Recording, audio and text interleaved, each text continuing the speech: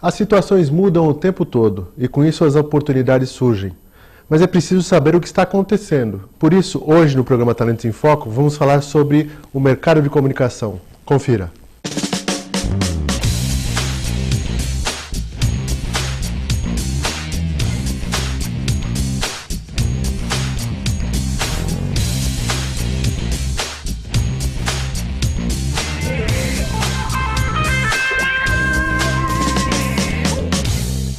Iniciamos mais um programa Talentos em Foco e o tema hoje, mercado de comunicação.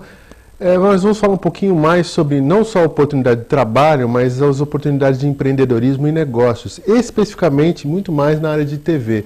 E com isso eu chamei aqui o Augusto Capô de Casa, que é presidente da TV Com, a nossa casa aqui também. E é um prazer tê-lo aqui. Pela primeira vez estou te chamando aqui, você já me chamou várias vezes para o seu programa. Muito obrigado pela sua presença aqui, Augusto. Paulo, obrigado pelo convite, uma satisfação muito grande poder conversar sobre esse tema, né? Mercado de comunicação, principalmente a área de TV. Acho que nós entramos num novo momento e com certeza aqueles que estão em busca de novas oportunidades, não só na área de trabalho, mas como empreendedor, vai ser interessante a conversa. Bom, hoje eu queria fazer uma outra perguntinha. Nós já nos conhecemos há um bom tempo.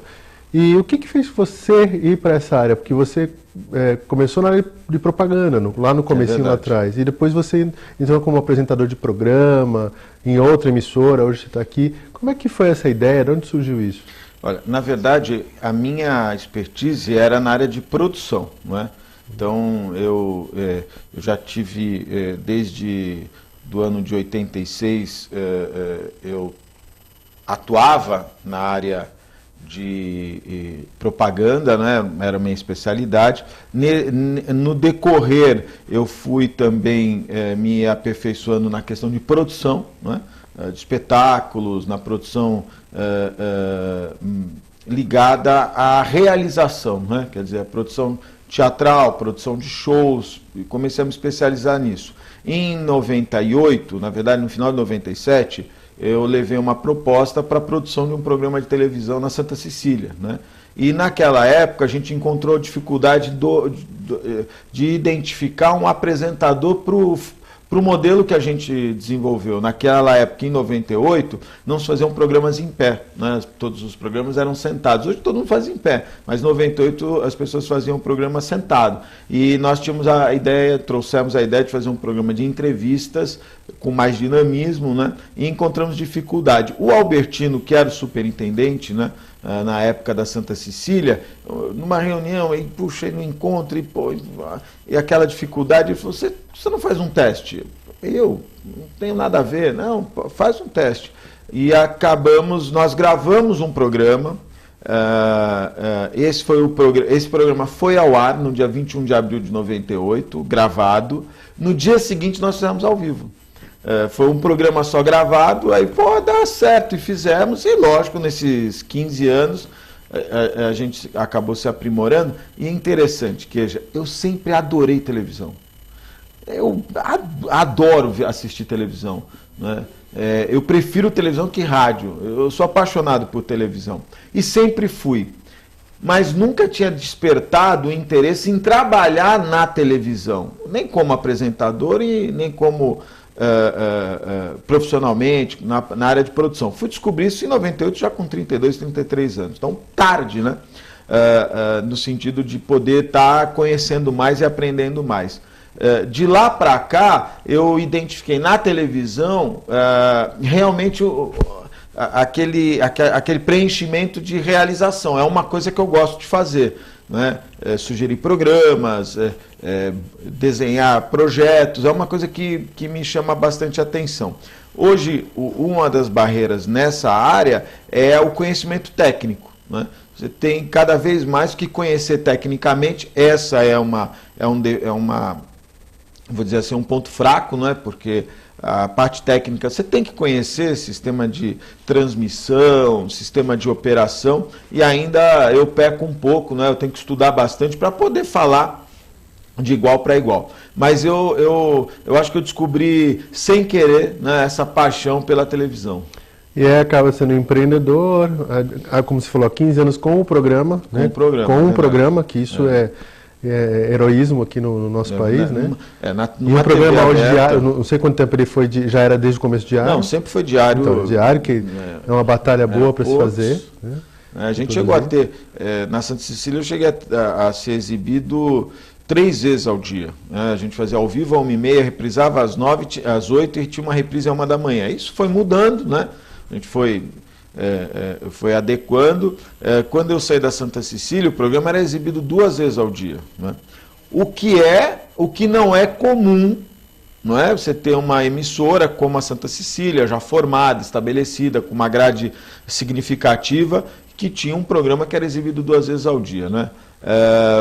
É lógico que nessa questão artística a gente acabou marcando presença como um programa polêmico, né, dos debates, das discussões e tal. Apesar que eu tenho muita vontade, já tive a oportunidade de fazer alguns eventos, né, a gente fazia um evento chamado Show de Calouros, que era um sucesso, foi um sucesso em Mongaguá, foi um sucesso no Guarujá, e eu tenho muita vontade de fazer auditório, né? Só que para fazer auditório você precisa ter tempo, né? Uma estrutura boa, uma estrutura muito, muito cara, né? Um investimento muito caro. Mas eu gostaria muito de ter essa oportunidade. Eu acho que ainda sou novo, né? Quem sabe? Claro, claro. E aí quando você fala isso da questão de mudança, você passa de não só ser da produção, de apresentação, agora não, já há um tempo também como administração de uma TV. E com a oportunidade que a TV Com hoje coloca para uma região como a nossa, e no nosso caso aqui do programa também vai para o YouTube, então vai para o Brasil todo ou para fora dele, a condição de trazer uma programação mais rica regional ou uma produção segmentada. Que isso é muito legal, que é uma proposta que você trouxe para a TV, né, trazendo uma estrutura que existia antes, uma estrutura nova com uma visão de futuro diferente. Isso eu costumo falar que é uma questão de empreendedora, né? Ou seja, de visão empresarial, mesmo sendo uma TV comunitária. Aliás, uma observação, eu estou aqui com esse programa porque você me chamou com a visão, a sua visão de um programa que trabalhasse qualificação e tal, e eu falei para você, vamos trabalhar um pouquinho mais a gestão de pessoas, o empreendedorismo, porque isso é muito mais forte e traz também toda uma necessidade que o mercado tem com essa visão. Né? Então, juntando essas expertises é muito interessante. E eu vejo programas aqui da área médica, saúde, psicologia, comercial, associação comercial, então o Rotary. Então você tem todo um mix de produtos e a segmentação que é uma questão de futuro mesmo. Né? E então entra essa oportunidade. Agora, você me falou e tem me falado bastante com as mudanças que acontecem hoje no Brasil, com nova lei que foi aprovada, acho que o ano passado, né? Para 2012. 2012. 2003, porque 18 de dezembro ninguém faz mais nada no Brasil, né? Verdade. E aí é uma necessidade de acontecerem programas, não só numa TV como essa, mas no Brasil inteiro, programas que sejam nacionais, uma grade mínima, né? Conta pra gente aí como é que funciona isso. O que é obrigatório hoje no país? Na verdade, o que acabou acontecendo? Né? A lei que criou a TV Com, né, TV comunitária, que hoje a denominação é Canal da Cidadania, né? No passado era TV comunitária, comunidade, né? Esse nome TV comunitária, eu tenho orgulho, né? Mas ficou muito marcado pela falta de profissionalismo. É comunidade, é o padeiro que se junta com o faxineiro, que se junta com o verdureiro e vão fazer televisão. E na verdade não é nada disso, né? A ideia da TV comunitária é ter um espaço para que a comunidade, através das suas entidades representativas, possam utilizar um espaço para divulgação de ideias. Né? Você sabe que no Brasil a comunicação, as TVs, não é? Principalmente as TVs, e as rádios não é diferente, né? Não são diferentes, elas estão na mão de muito poucas pessoas, né? São grupos que dominam a comunicação. Então, o camarada a Rede Globo, por mais que você tenha aqui a TV Tribuna, a família Santini, eles têm que seguir a cartilha da Rede Globo, né? Sim. Você vai na RBS a mesma coisa, você vai para o Nordeste a mesma coisa. Então, as entidades acabaram ficando, a sociedade ficou um pouco à parte dessa discussão, né? A TV começou a ficar muito nacional. Hoje, se você ligar a Bandeirantes às 6 horas da tarde, se você morar no Nordeste, você vai saber como é que está a Marginal Pinheiros. Que isso vai te ajudar, né? Hoje o jornalismo da manhã só se falou das greves do metrô de São Paulo. Mas são programas nacionais que falam de um assunto muito eixo Rio-São Paulo. Isso é ruim, porque é um assunto que é de interesse exclusivo de quem mora em São Paulo. Né? E, eventualmente, o camarada que mora em Santos, que estava pensando em ir para São Paulo hoje, eu não vou, né? Mas é muito pouco isso. Quando foi criado, e é importante dizer que a Lei do Cabo, que foi criada em 90, 92, ela foi criada por um deputado federal da nossa região, o deputado federal Coiuíra. Ele é o autor dessa lei, né, que criou a TV a cabo. Essa lei ficou muito obsoleta. Com o passar do tempo, com o dinamismo da comunicação, ela ficou obsoleta. Não é? Então, você não tinha regras, por exemplo, a Sky, que você recebe por satélite, ela não tinha regra para a Sky. A Sky, vamos dizer assim, ela era irregular. Não tinha legislação que regrava a Sky, a Oi, a Claro, que você recebe o sinal por satélite. Né?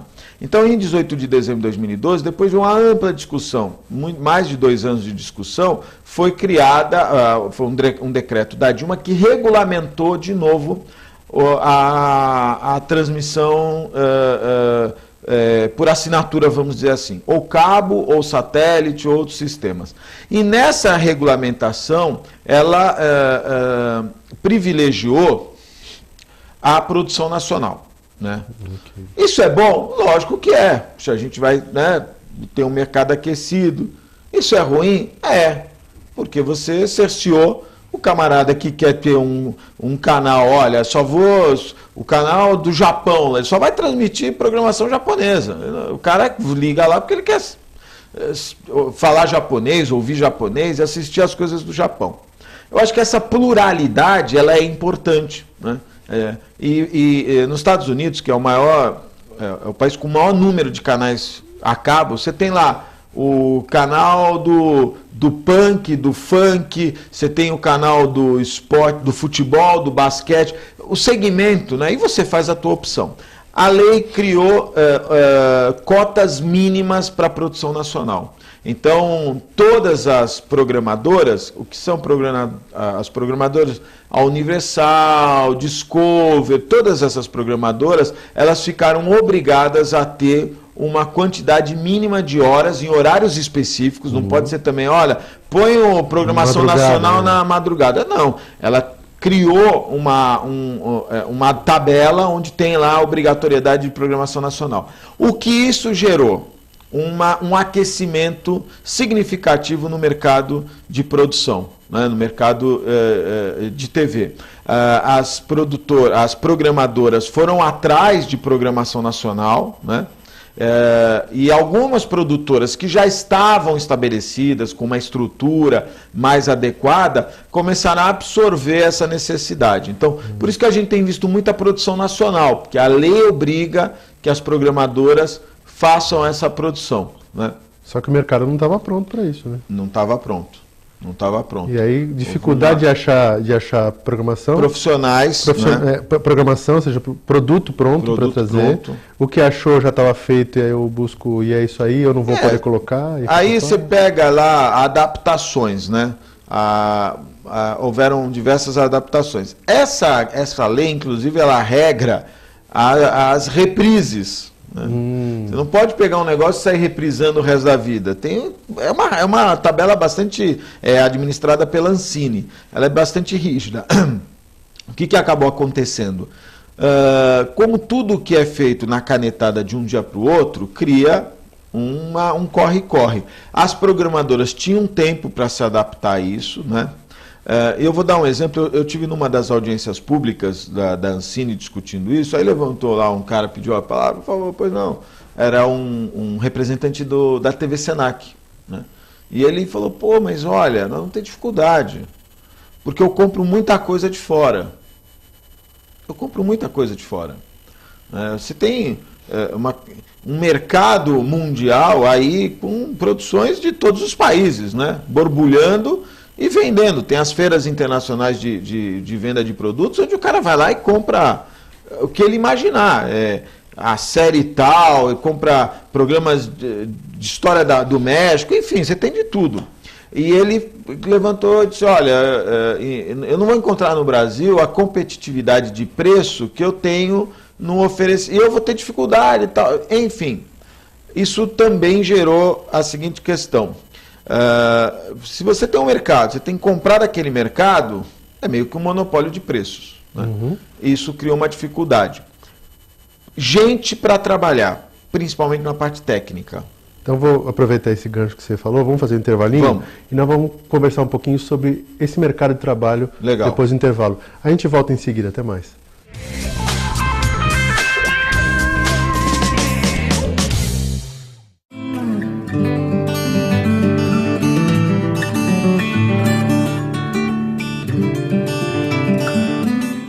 O Lar Espírita Mensageiros da Luz, que é uma entidade de cunho religioso, mas é óbvio que o foco do trabalho deles é assistência a crianças portadoras de paralisia cerebral.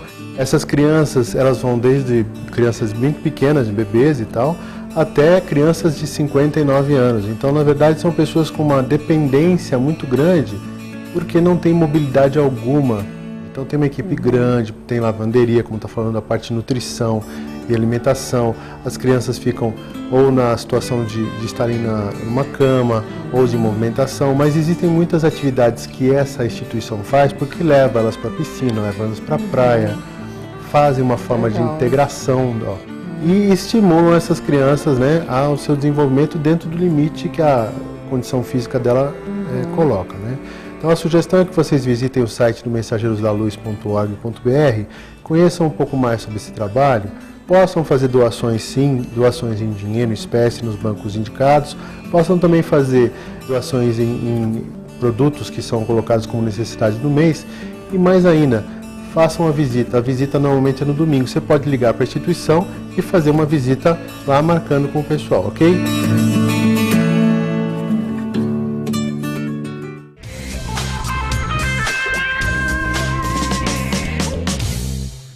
Estamos de volta com o programa Talentos em Foco, falando sobre o mercado de comunicação, mas antes de a gente falar um pouquinho mais com o Augusto, a divulgação para vocês do GEM, Gestão Estratégica em Neurociência. Eu fiz esse curso é promovido pela TAI Consultoria e é ministrado pela Inês Coso, uma autoridade aqui no Brasil na área de neurociência e neuroaprendizagem. Ele começa dia 19 de julho e vai até dia 3 de agosto. São 2 finais de semana.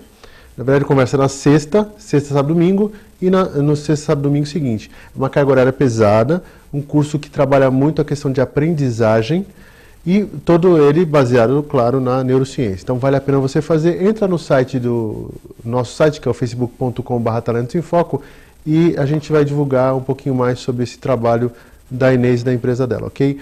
Augusto, você estava falando, então, que a partir do momento dessa necessidade, que a lei foi feita em cima da hora, né? De uma forma muito drástica, existem as produções brasileiras que precisam ser feitas e com isso não tem produção suficiente porque também não tem mão de obra qualificada para essa preparação. Ninguém estava esperando, né? O mercado...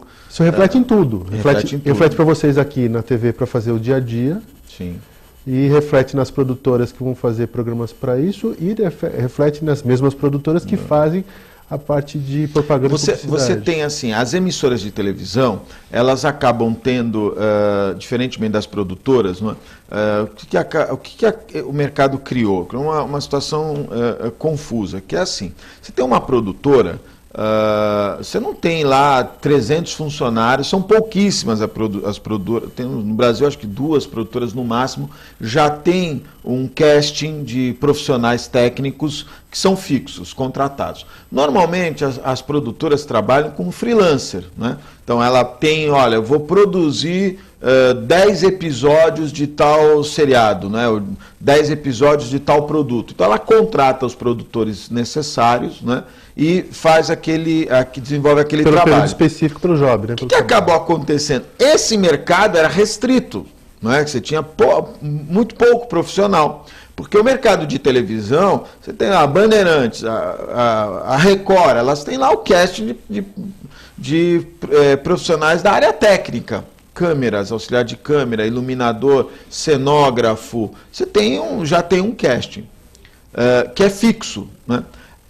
As produtoras que foram no mercado, e principalmente o que aconteceu, só para fazer aqui um parênteses importante, muita gente que era freelancer virou microempreendedor, né? O cara se regularizou para participar desse processo. E tem, o que ele tem? Uma ideia na cabeça e uma câmera na mão. Né? Ele vai buscar profissionais para desenvolver aquele produto. Tem uma produtora, Chocolate Filmes, que inclusive rodou, está passando na Sony, ela rodou em Santos 5 episódios de um seriado protagonizado pelo Paulo Vilhena, é todo rodado em Santos, não é?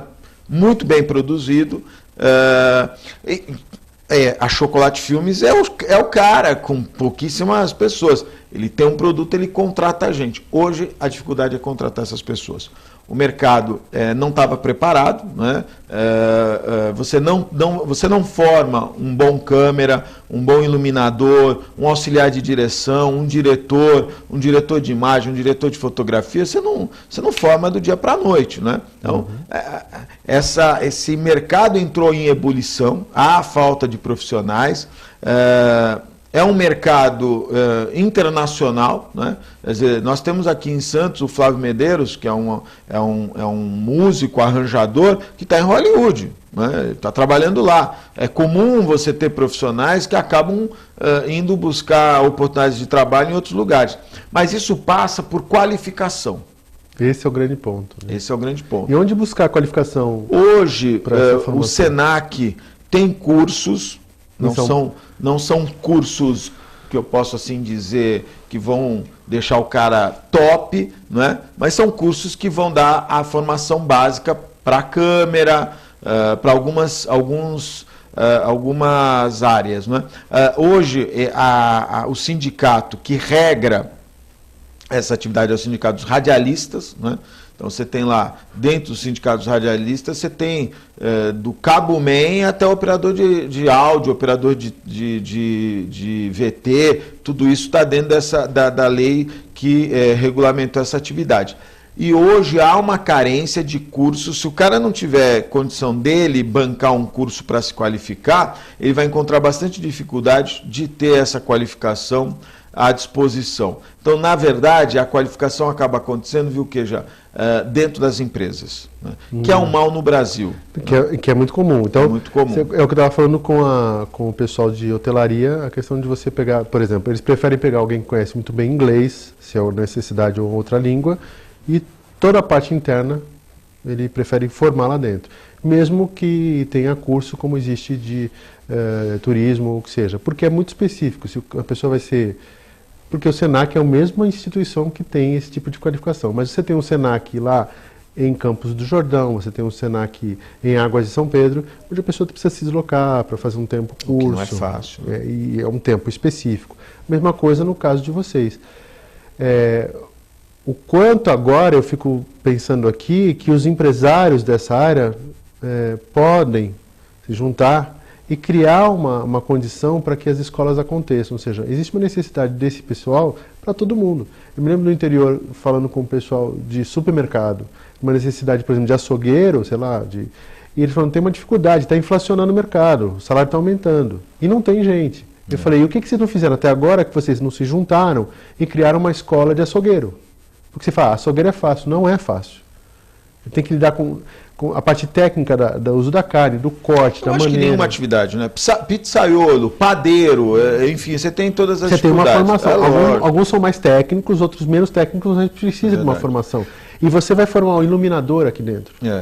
Eu vejo, eu tenho uma posição formada nesse quesito bastante conflitante, né? Eu acho que o brasileiro está desestimulado, né? A molecada está desestimulada. E isso é um problema sério, né? Eu estava vendo uma matéria recentemente dos haitianos, né? E os caras que estão vindo do Haiti são caras que têm qualificação. O Senegal, tem senegaleses vindo para o Brasil e arruma emprego no dia seguinte, porque o cara tem uma formação profissional e quer trabalhar. Hoje o mercado, eu acho que você tem muita gente, né? A gente fala, não tem, a taxa de desemprego bateu 7 ponto alguma coisa, né? Nós temos o emprego pleno, não temos emprego pleno. Tem muita gente aí que o cara não faz nada porque às vezes não sabe fazer um ó com um copo. Né? Esse é um outro problema. A alfabetização ela é ruim, né? Então, na verdade, eu acho que nós precisamos de um choque. Eu não sei se foi com você que eu comentei no meu programa, a extinção das escolas técnicas, né, do colegial técnico, eu acho que isso ajudou demais. Né? Hoje em dia, o cara tem que fazer faculdade. Né? Ajudou no sentido de atrapalhar bastante. Ajudou, né? No sentido de atrapalhar bastante. Eu acho que você poderia ampliar a escola técnica, porque não adianta, não, todo mundo aqui vai ser bacharel, né? Todo mundo vai ter o curso de faculdade, mas e o técnico? Né? Isso é uma coisa interessante, você vai nos hospitais, só tem técnico de enfermagem. Né? Uhum. Você tem um enfermeiro para 300 técnicos de enfermagem. Né? Eu acho que o mercado tinha que ser mais assim. Né? Você precisava ter... não adianta eu ter um cara formado em jornalismo operando câmera. Né? Eu preciso de um cara Ele teve que tenha um recurso muito alto, não só financeiro, mas de formação, para fazer uma função que não teria não essa tem, função. Né? O jornalismo eu falo regra. muito isso, a questão de alguém muito qualificado pegando uma função, sem desmerecer, que outra pessoa poderia pegar e teria a condição de ser preparado, e este profissional faria outra coisa. Com certeza. Essa é uma dificuldade também que a gente está encontrando hoje. É uma crise. Quando se fala do apagão no Brasil de mão de obra, é esse o apagão. E as pessoas não estavam entendendo o que significava isso. É pessoas certas para as posições certas.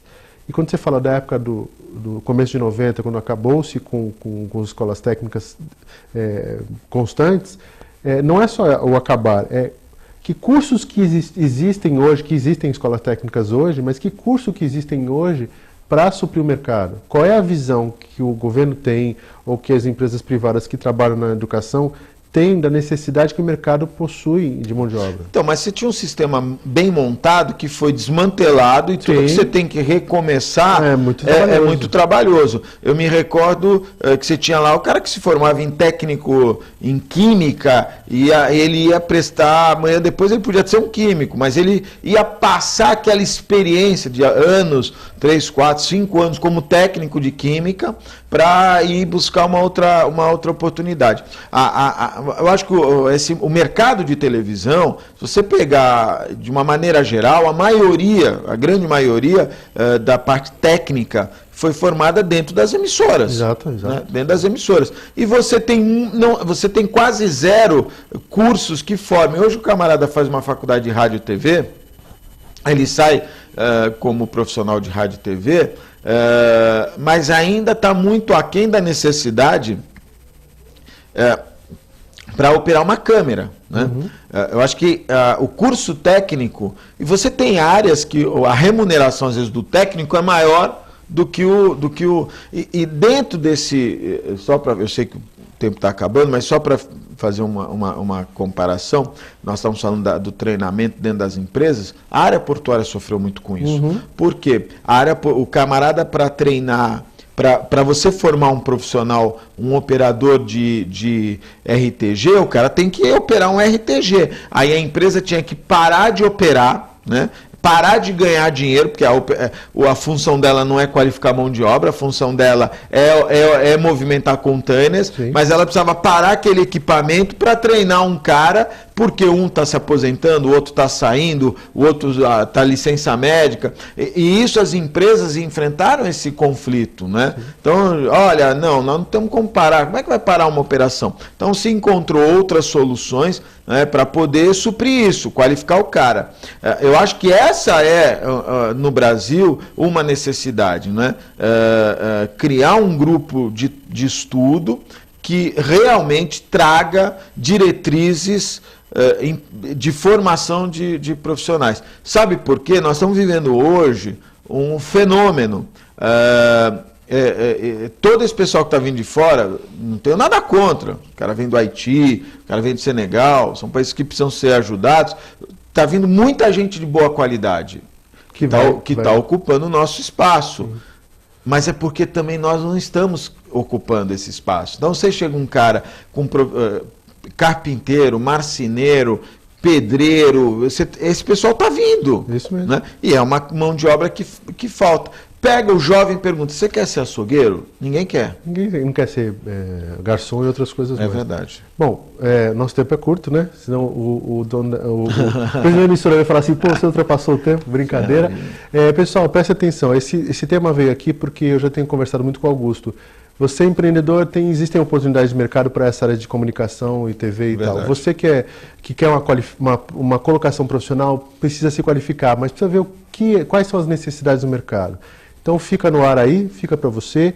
Espero que você tenha aproveitado. Obrigado, Augusto. Um abraço para vocês, obrigado pela audiência e até semana que vem. Valeu.